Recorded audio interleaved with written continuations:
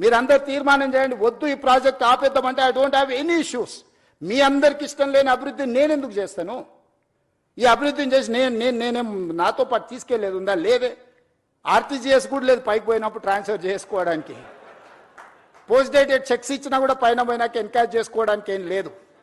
ఏం చేసినా ఇక్కడనే వదిలేయాలి, ఏం సంపాదించినా ఇక్కడనే వదిలేయాలి. మీరు అందరు ఎవరన్నా ఏమన్నా ఫెసిలిటీ ఉంది భవిష్యత్తులో వస్తుంది అనుకుంటారేమో. చంద్రమండలం పోవడానికి అవకాశం ఉంది కాబట్టి సంపాదించింది పైకి పోయినప్పుడు ఆర్టీజీఎస్ కింద బదిలీ చేసుకోవచ్చు అని. I don't think so. A technology వచ్చినా అది అసాధ్యము. మనం చేసిన మంచి ఇక్కడే ఉంటుంది, మనం చేసిన చెడు ఇక్కడే ఉంటుంది.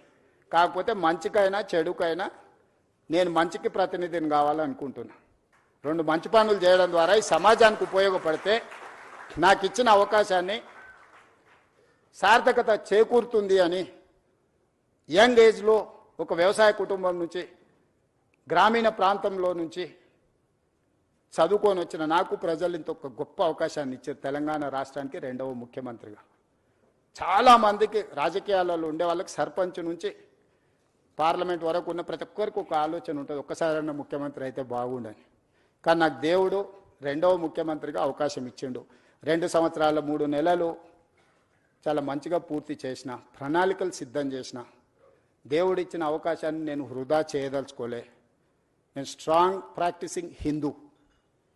నేను ఫిలాసఫీని నమ్ముతా, కర్మ సిద్ధాంతాన్ని నమ్ముతానే. I respect other religions but I follow my religion. నేను ప్రాక్టీసింగ్ హిందూని. ప్రాక్టీసింగ్ హిందూ అని అంటే కర్మ సిద్ధాంతాన్ని, మంచిని మంచు చెడుని చెడు అనడమే ప్రాక్టీసింగ్ హిందూ యొక్క లక్షణం. అందుకే ఈరోజు ఈ ప్రాజెక్ట్ ఎవరికి వ్యతిరేకం కాదు. ఈ ప్రాజెక్టు ఎవరి ఆస్తులను గుంజుకోవడానికి కాదు.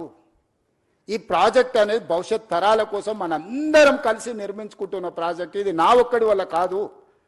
ఇలా పవర్ పాయింట్ ప్రజెంటేషన్ చేయడానికి ఎన్నో రాత్రులు, ఎన్నో గంటలు, ఎంతో మంది ప్రయత్నం చేస్తే ఆ డీటెయిల్ ప్రాజెక్ట్ రిపోర్ట్ ఈరోజు సిద్ధం చేసినాము.